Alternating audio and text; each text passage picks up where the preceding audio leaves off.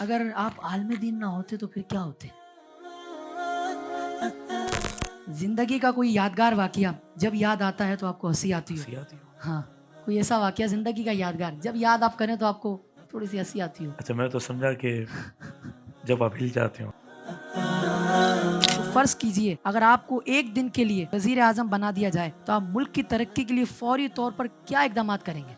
شرارتیں تو بہت کی ہوگی بچپن میں، آپ نے کبھی کسی بات پر ڈانٹ سننے کو ملی ہے؟ یہ آپ نے کیسے کہہ دیا میں نے بچپن میں شرارتیں کی؟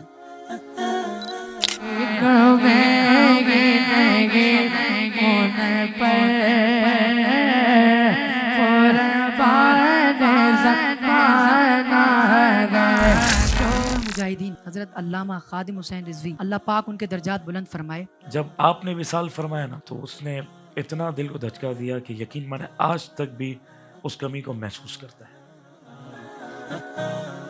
پی ایل پی کے موجودہ سربراہ حافظ سعد حسین رضوی صاحب کے ساتھ جو آپ کا ریلیشن ہے اس بارے میں آپ کچھ بتائیں.